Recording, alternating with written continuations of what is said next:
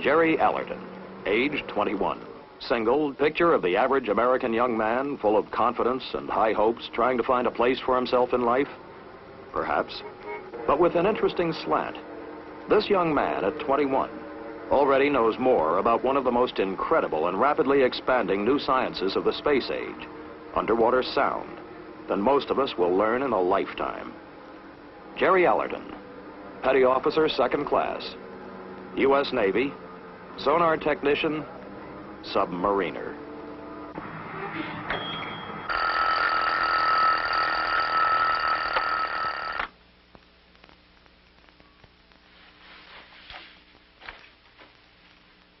Ted Thatcher, age 31. Married, father of 2, a shortstop, and a ballet dancer. Life for Ted and Mary Thatcher is not too different from life for thousands of other young married couples. They coach the Little League, worry about finances, do the housework, and support the PTA. In his job as diving officer aboard one of America's newest fast-attack submarines, he takes a step or two beyond the responsibilities of the average man. Ted Thatcher, Lieutenant, U.S. Navy, submariner. Please, yeah.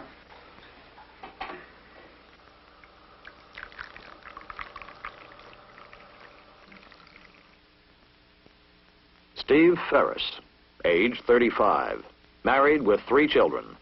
Again, with interests and concerns like those of husbands and fathers everywhere.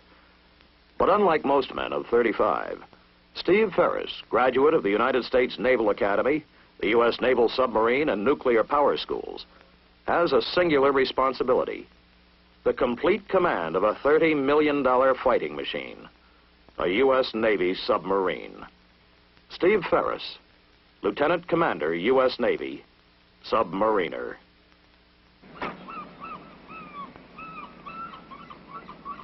Ed Corbin, age? Well, only his wife and the Bureau of Personnel know for sure, but he admits to 27 years in the Navy. And 6 kids, 1 already graduated from college. Ed could have chosen a less hazardous life, as a plant foreman or construction supervisor maybe, or almost any white-collar job you want to name. But Ed Corbin has been in submarines since World War II. On purpose.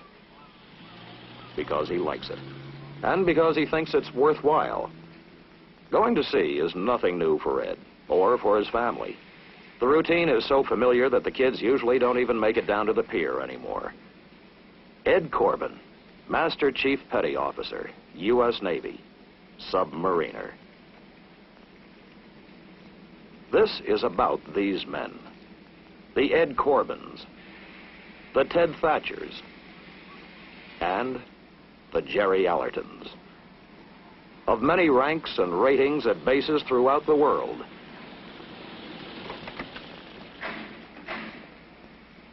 And it is about the Steve Ferrises and those who shoulder the burden of command. It is about the modern United States Navy submarine, an awesome weapon system, a superior fighting machine created out of the expanding knowledge of today's modern technology. But more important, it's about the men upon whom the machine depends, the men who run it, guide it, and make it do its job. For these men represent thousands more around the globe, from Pearl Harbor to Holy Lock, from New London to Sasebo, men who stand literally at the forefront of the free world's defensive strength, the officers and men of the United States Navy Submarine Force.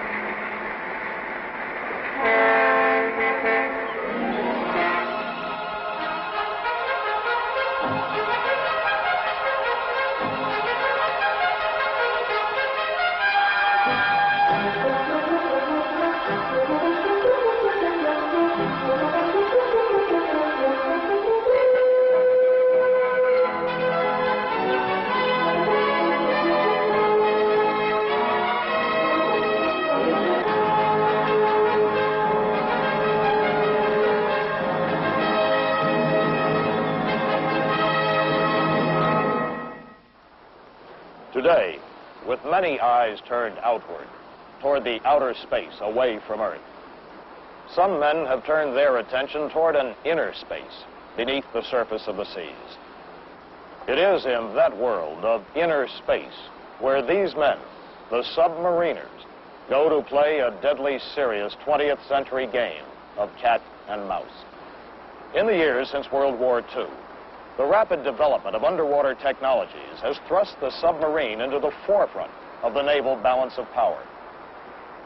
Submarines today are faster, better equipped, and have longer endurance than ever before. The ability of a would-be aggressor to cruise to within a few miles of America's shores makes the unfriendly submarine one of the greatest potential threats to our security. The result has been the establishment of ASW, anti-submarine warfare, as a primary Navy mission, and the development of the U.S. submarine as the primary anti-submarine weapon. You are aboard one of the newest attack submarines in the U.S. Navy. Its assignment, to disappear beneath the surface of the sea, to proceed silently and undetected to its assigned location, and to patrol on station, where it will detect and, if necessary, destroy any unfriendly intruder. This is the new look of ASW. Submarine versus submarine. The quiet, tedious exercise of skill and patience. The solemn game of hide and seek, played out in the silence and the darkness of inner space. Mr. Thatcher, make preparations for diving. Aye, sir. Prepare the bridge for diving. Bridge control. Ship has been ready for dive. Compensate check fine officer. Bridge aye. Bridge, this is Captain. I have the con. Bridge aye. Clear the bridge. Clear the bridge. Mr. Krieger, sound the diving alarm. Aye, sir. Control con. Dive. Dive. Dive.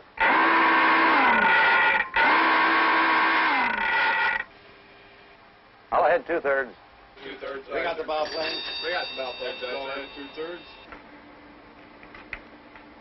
Straight board, sir. Straight forward aye. Con control. Straight board. Very well. Make your depth 200 feet. 200 feet aye. Make a depth 200 feet. 200 feet, aye, sir. 5 degree down bubble. 5 degrees down. Open and down.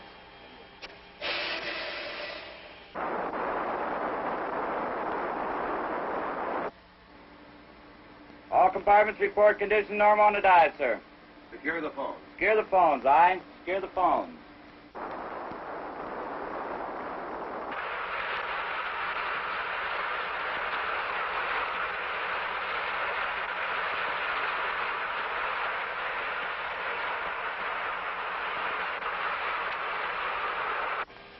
All right, ease your bubble. Keep my bubble line. Steady on depth 200. Stay on depth 200 feet, aye, sir. At 200 feet, sir. Aye. Mr. Krieger, take the con. The course is south, speed 3 knots, depth 200 feet. Course south, speed 3 knots, depth 200 feet. I have the con, sir. For all intents and purposes, we have disappeared. Once she descends below the surface, the submarine loses contact with the world above. She is cut off from the familiar means of surface communications by the opaque water around her. But that's the way the submarine wants it. For of all her weapons, the greatest is her stealth, her invisibility, her ability to move undetected wherever she wishes, extending naval power even into enemy-controlled waters, where air and surface forces cannot retain control. One invention has had a special role in vastly improving the submarine's underwater capability. This is sonar, the underwater eyes and ears of the submerged submarine, product of one of the most intensive development programs of the post-war years. With extensive training, long hours of practice, and perhaps a little imagination, the skillful sonar operator can learn the distinguishing characteristics of the sounds that fill the seas around him. I guess the most amazing thing about underwater sound is how much noise there is in the water. You know, sound has been known to travel as far as 3,000 nautical miles through the water, even more. Somebody once described the ocean depths as a huge, almost unexplored jungle with mountain ranges, canyons, populated with strange creatures, and with all kinds of noises racketing through it. Actually, the air in our atmosphere is a fluid, just like the sea. But the water is much more dense, so sound can travel further in water. Although you can't see them, there are several arrays of hydrophones on the outside of the submarine hull to pick up sound. Then the sonar equipment amplifies it so that we can hear it better, identify it, and tell where it's coming from. It's a funny thing, but after a while you can almost see with your ears the things that are moving in the water around you. Whales. A whole school of them. I never realized there were so many whales in the ocean. That's a merchantman, probably an antique. She's probably giving it everything she's got and making about 8 knots. There's a porpoise. Scientists believe they can actually talk to one another. The modern submariner, a new breed. Young, technically oriented. Some trained for as long as 2 years to the equivalent of a $20,000 education. But the submariner certainly is not just one man or type of man. There's much more to the story which should be told. The Navy, with nearly 200 years of superiority on the seas, is rich with history and tradition. The accomplishments of today are, of course, the result of yesterday's labor in the submarine service, just as anywhere else.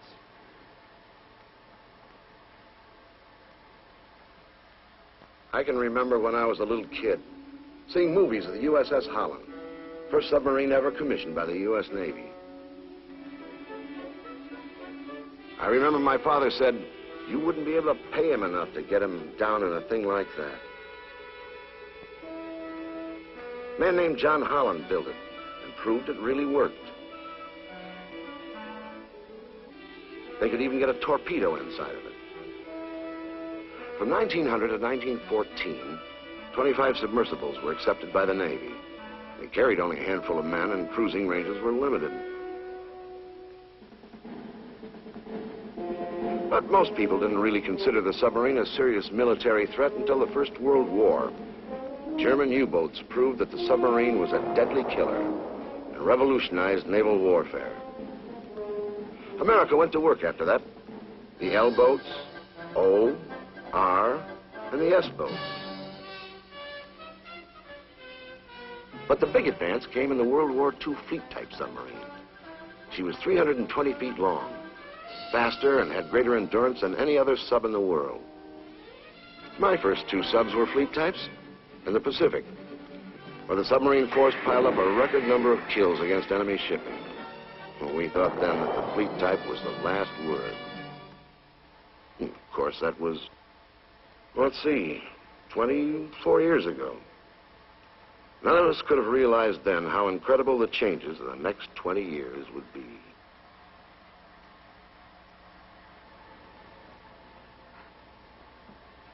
The changes in submarining in the years since the Second World War have indeed been incredible. First, the snorkel, then nuclear power and revolutionary new hull designs. In general, as improvements were made, the hulls got larger and roomier, and consideration was given to habitability during design and construction. It is not an oversimplification to say that the submariner's life, like anyone else's, is divided between eating, sleeping, and relaxing on the one hand, work on the other. It's just that his work is of a rather momentous nature, and a great deal of our future depends on how well he does it. Man battle station's torpedo. Man battle station's torpedo. It has been said that there is more science packed into a submarine per cubic inch than into any other warship. At no time does the full scientific and technological potential of the submarine come into play as it does during a fighting situation. Our submarine has been assigned to set up a designated zone of defense.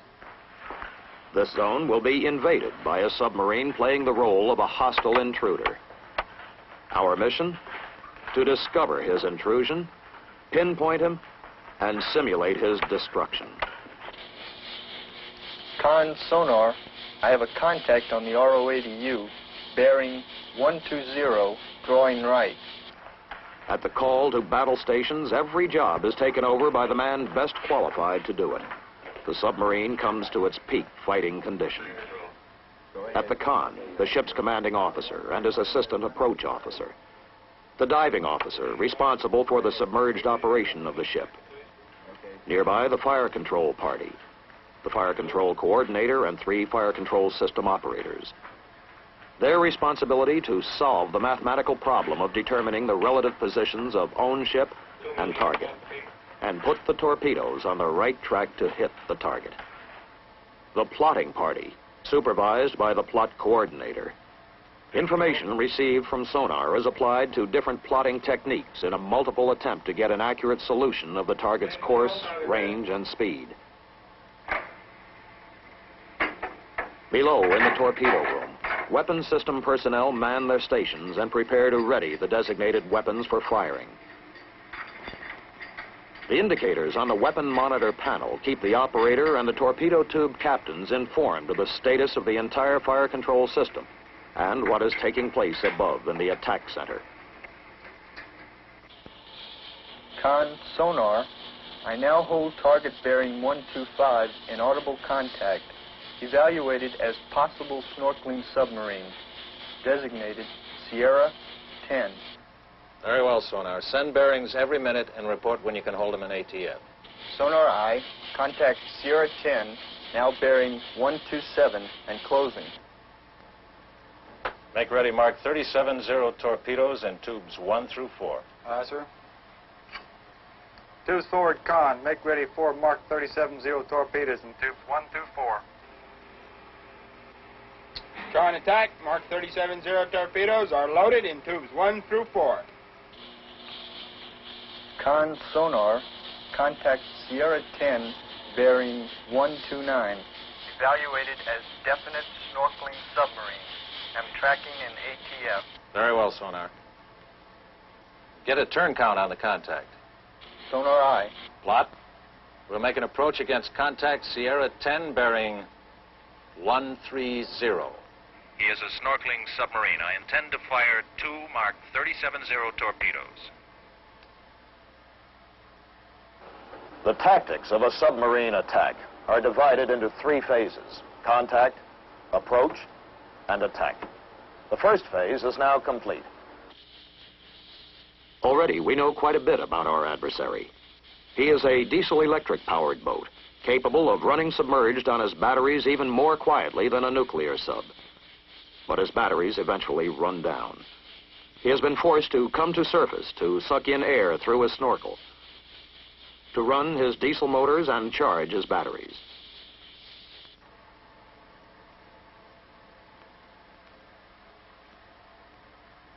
Now, in the approach phase, careful analysis of sonar information begins to reveal the position and motion of the target.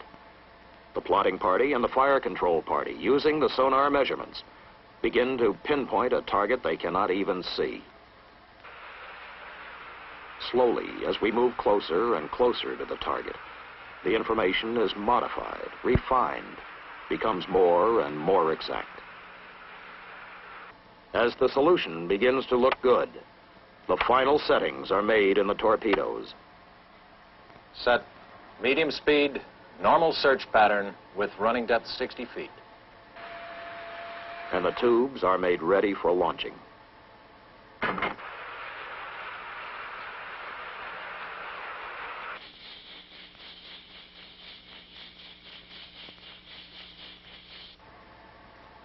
How does your solution look, Mr. Green? I think we have him, sir.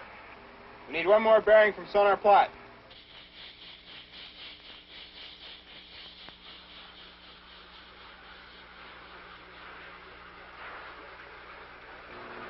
Con sonar, contact has secured snorkeling.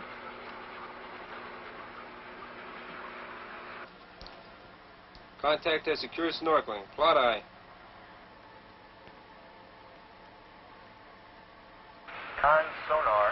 contact is cavitating. Sounds like he's going deep.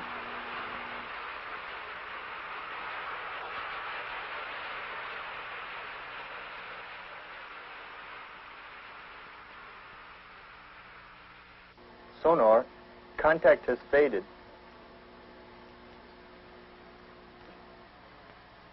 Sonar, shift to manual tracking and search 30 degrees around last contact. Sonar eye.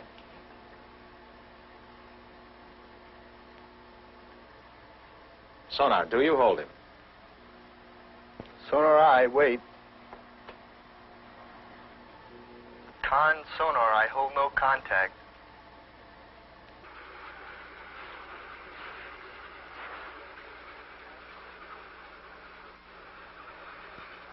Sonar holds no contact. Flat eye. All stop. Rig ship for ultra quiet. Roger. All stop. Set condition ultra quiet. All stop aye. All stop. All stop. Answers all stop. Mr. Krieger, take the con. I'm going below. Aye, sir. Aye, the con.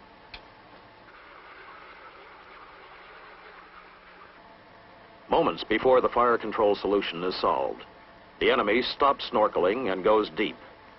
Running on battery power, he is almost noiseless. Our strategy? Hover silently so that the enemy won't know we have heard him. Wait for him to give himself away. We picked him up here, snorkeling, Captain, and followed him to here. When he dove, he must have gone right ahead this way, Captain. He could be making a run for it here, Captain. He's got a full charge in his batteries. He may go deep and sneak by us. Right. We probably had him just as he was completing his charge. That means he'll be good for several hours. But he'll have to go slow or we'll hear him.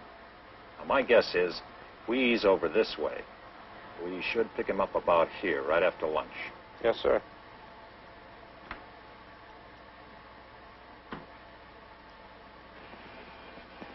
Mr. Thatcher, come right to 200 degrees and make your speed 3 knots. Aye, sir. And Mr. Thatcher, keep it quiet. Aye, sir. Right full rudder. Right full rudder. The rudder's right full. Maneuvering control. Increase turn slowly to 3 knots.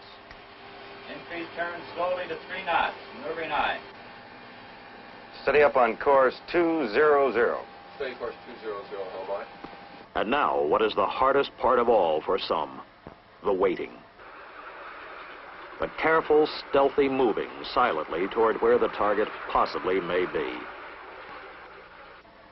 The patient biding of time, however long it may take. Submarines used to be weapons of opportunity. They'd cruise around until they happened to find an enemy ship and then wade right in. Today we bide our time. The modern submarine, with its long-range ability and endurance, has become a weapon that chooses its opportunity. We wait to strike until we're sure where our target is.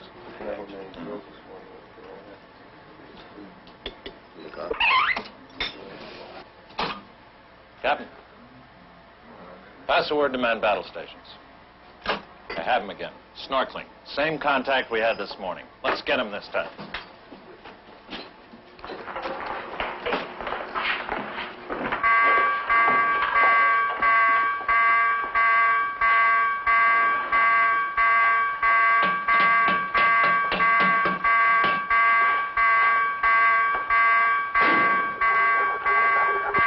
How's your solution, Mr. Green? Looks good, sir. All tubes ready in our respects. Match sonar bearings and shoot. Set. Shoot. Fire one.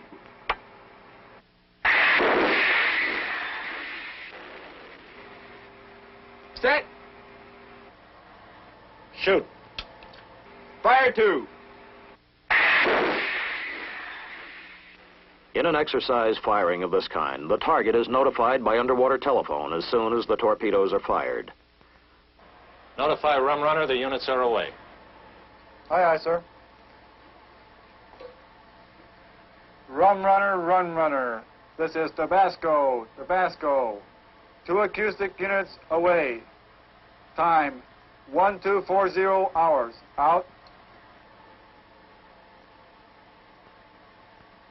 Again, nothing to do but wait. The torpedoes will take several minutes to reach the target.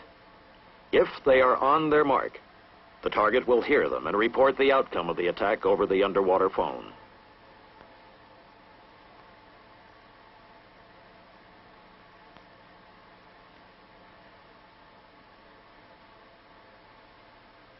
Tabasco, Tabasco, this is Rum Runner, Rum Runner. Your units contacted on sonar shut down at 12:48. We now have them sighted in our wake. Evaluate your firing successful. Rum Runner out.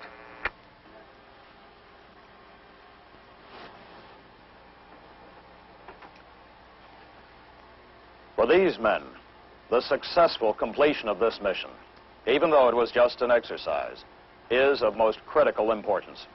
For they are practicing the skills they may someday be called upon to use in earnest, skills upon which a great deal may depend.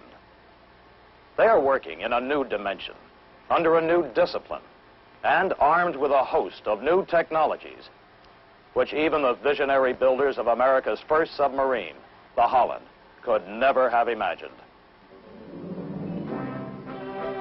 Nuclear power, revolutionizer of naval strategy, giving birth to what had never been possible before, a true submarine. And the accessories which interlock to make the modern nuclear submarine the finest and most sophisticated weapon system in the fleet. The newest and finest sonar equipment, fire control systems computerized and automated, plus the silent propulsion systems and hydrodynamically streamlined new hull shapes, which provide stealth, speed, and maneuverability.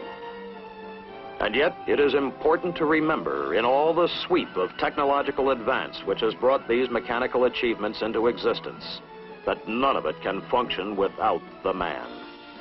The basic element of military capability, said a prominent naval officer, is man, individual man, with his personal dignity and his pride. No matter what machines, what weapons evolve, they will be the product of man. Man will maintain them, and above all, man must control them.